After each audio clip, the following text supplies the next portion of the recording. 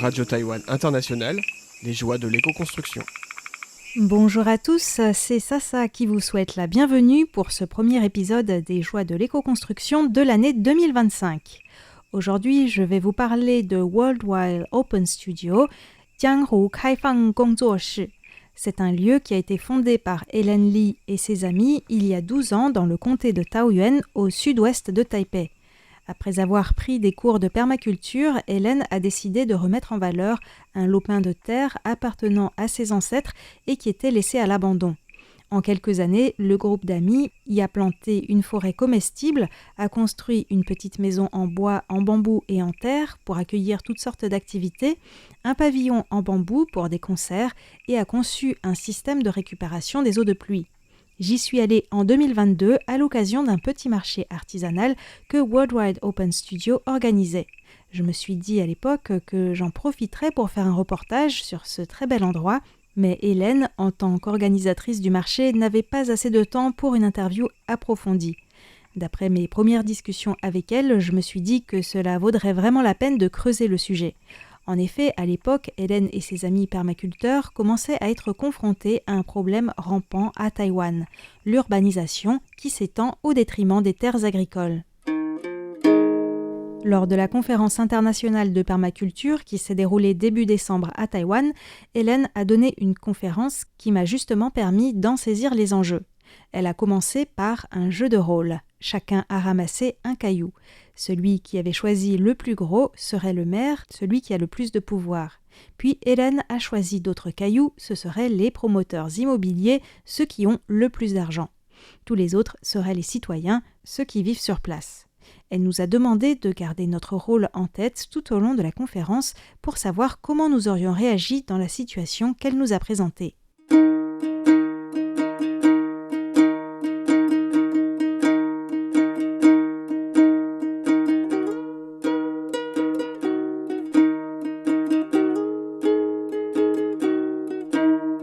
À Taïwan, dans les projets de planification urbaine, les citoyens sont souvent les derniers informés, même s'ils sont les premiers concernés. C'est ce qui s'est passé en 2020 lorsqu'Hélène et ses voisins ont eu vent du projet d'expropriation par la mairie en contrepartie d'un dédommagement des propriétaires pour laisser place à un projet de développement. Je me souviens de mes impressions quand je suis allée à Worldwide Open Studio il y a 2 ans. Quand je suis descendue à la gare de Taoyuan, les murs étaient tapissés d'affiches représentant des gratte-ciel à perte de vue. Je me suis dit qu'ils allaient construire une réplique de Shanghai.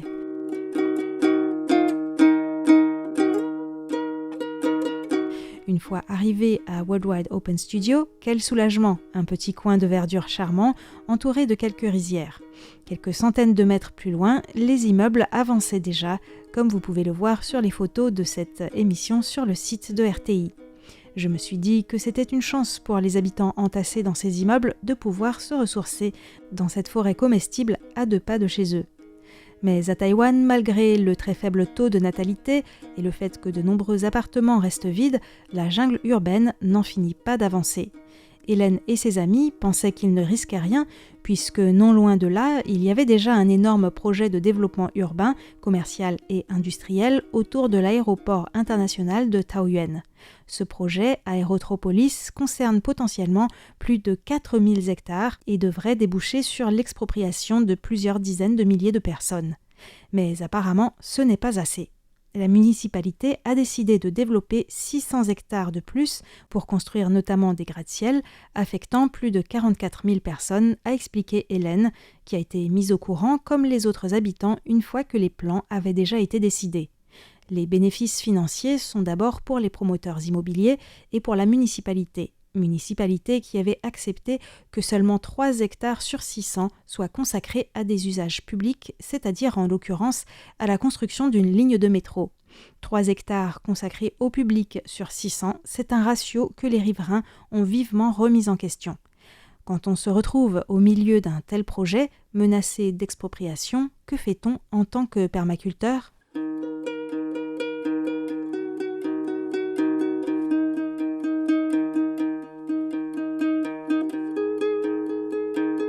Pour Hélène et ses amis de Worldwide Open Studio, l'annonce de ce projet d'urbanisme fut un choc, même si, à Taïwan, ce n'est pas si rare.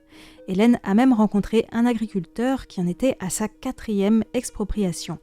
Les habitants se sont mobilisés. Ils ont formé une coalition pour la protection des terres agricoles et ont mis en place plusieurs types d'actions pour s'opposer à ce projet d'urbanisme qui, en outre, comportait, selon Hélène, de nombreuses incohérences. Par exemple, remplacer les rizières par une nouvelle zone industrielle et transformer l'ancienne zone industrielle en espace vert. Les habitants ont manifesté et ont déposé une demande d'appel auprès du yuan de contrôle. Leur objectif, faire annuler les expropriations et exiger que les projets de développement urbain se fassent avec le consentement de la population locale. Une population notamment composée de riziculteurs, car Taoyuan est une zone encore assez rurale qui comportait d'ailleurs un réseau d'irrigation unique en son genre à Taïwan, puisqu'à l'époque de la dynastie Qing, les habitants, manquant d'eau pour les cultures, avaient creusé des milliers d'étangs appelés pitang. Après la modernisation du réseau d'irrigation, il ne reste plus que quelques centaines d'étangs de nos jours, dont l'utilisation a souvent changé, par exemple pour les recouvrir de panneaux solaires. Malgré tout, ces pitang font partie des spécificités et des paysages de Taoyuan. Si vous êtes déjà venu à Taïwan, vous les avez peut-être vus parsemer le paysage vu du ciel en atterrissant à l'aéroport de Taoyuan. Certaines personnes ont même envisagé de proposer ces paysages sculptés par la main de l'homme parmi les sites que Taïwan pourrait potentiellement présenter au patrimoine de l'humanité. Ces étangs sont aussi cruciaux pour certains oiseaux migrateurs qui passent chaque année par Taïwan.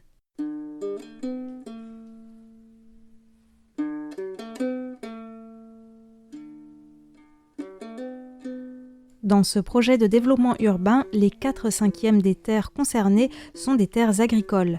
La modification du zonage des terrains devrait permettre leur bétonisation après table rase. Hélène nous a montré des photos de projets similaires ailleurs à Taïwan où toutes les habitations et le moindre arbre sont au préalable rasés. La politique n'est parfois pas exempte de contradictions. Il y a quelques années, le gouvernement, considérant que trop de villas étaient construites sur des terres agricoles dans le comté de Ilan, au nord-est de Taïwan, a serré la vis et désormais il est souvent difficile en tant qu'agriculteur d'obtenir des autorisations pour construire une habitation sur une partie d'un terrain agricole. En revanche, raser des centaines d'hectares de terres agricoles pour des projets immobiliers et industriels, cela reste possible. Mais est-ce bien raisonnable ? Si Taïwan produit beaucoup de riz, le pays est très loin d'être en autosuffisance alimentaire, car Taïwan est densément peuplé et composé en grande partie de hautes montagnes. Le taux d'autonomie alimentaire n'est que de 30%. C'est 2% de moins qu'en 2011, alors que le gouvernement ambitionnait à l'époque d'atteindre les 40% en 2020. Or, la capacité de produire sa propre nourriture et le fait de conserver suffisamment de terres arables à cultiver est essentiel pour Taïwan.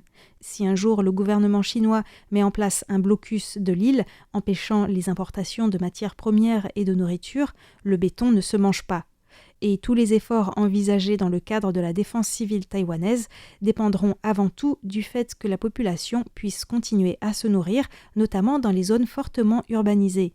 Donc faut-il supprimer les rizières aux alentours des grandes villes ?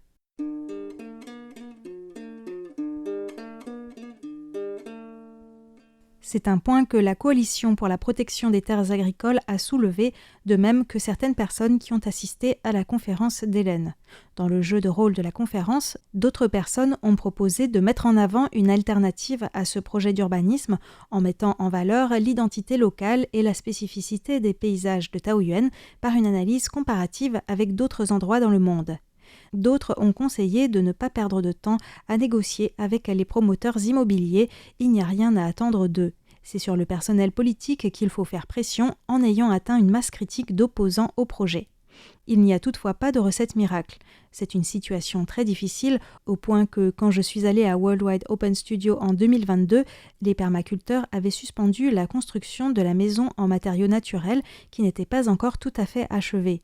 Ils avaient décidé de faire une pause, non seulement parce que l'épée de Damoclès d'une expropriation planait sur leur tête, mais aussi pour pouvoir consacrer plus de temps à la mobilisation. La Coalition pour la protection des terres agricoles a rencontré les fonctionnaires de la mairie pour leur faire entendre le point de vue des citoyens. Ils ont réalisé des films sur le sujet et des posters, vous pouvez d'ailleurs en voir un sur le site de RTI. Hélène a organisé des événements de sensibilisation lors des marchés et festivals à Worldwide Open Studio. Avec d'autres habitants, ils ont lancé l'idée des bombes de plantes, de petites boules de terre qu'ils accrochent un peu partout à Taoyuan, dans lesquelles ils ont au préalable mis des graines. Une manière créative de rappeler qu'en pleine ville, il y a des personnes qui souhaitent conserver davantage de verdure. Cette mobilisation a permis à Hélène et ses amis de sensibiliser et même parfois de former des riverains à la permaculture ou à la riziculture sans pesticides. Avec un peu de recul et un brin d'humour, Worldwide Open Studio me fait penser au village d'Astérix. Si Les Joies de l'éco-construction est une émission joyeuse, cet épisode était un peu plus triste que d'habitude, mais il ne faut pas perdre espoir que la résistance porte ses fruits. C'est ce que l'on souhaite à Worldwide Open Studio et aux riverains en 2025. L'ancien maire de Taoyuan, Chen Wenzhan, ayant été inculpé pour corruption il y a quelques mois dans une autre affaire liée à l'immobilier, cela pourrait peut-être freiner ce projet auquel un grand nombre d'habitants concernés s'opposent. En tout cas, leur mobilisation aura permis de montrer l'importance de conserver des zones rurales à proximité des zones urbaines, que ce soit pour l'autonomie alimentaire, le fait de pouvoir se mettre au vert et respirer dans un bel endroit tel que Worldwide Open Studio, pour le patrimoine historique des paysages agricoles ainsi que la faune et la flore locale.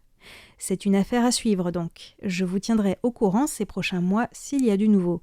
En attendant, n'hésitez pas à aller sur le site de RTI pour voir les photos en mode diaporama. Vous y trouverez aussi le lien vers l'actualité de Worldwide Open Studio qui continue à organiser des activités, des marchés artisanaux et des festivals auxquels vous pouvez participer si vous êtes dans le nord de Taïwan. Sur ce, je vous souhaite une bonne année 2025 et vous dis à demain pour le décryptage de la rédaction.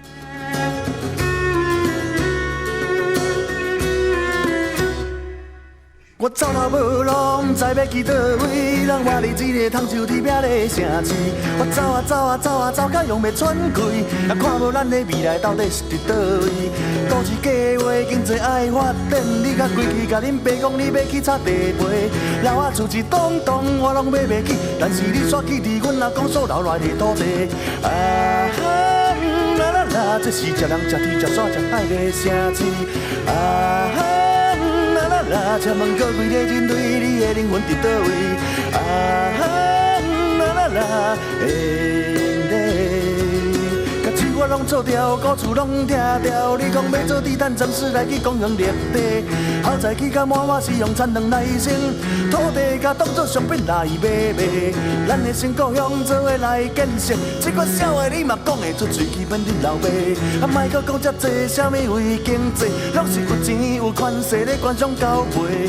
啊哈，啦啦啦，这是一个失去历史的城市。啊哈，啦啦啦，带着一阵失去基地的人民。啊哈。 啦，这是一个失去历史的城市。啊哈，啦啦啦，带着一阵失去基地的人民。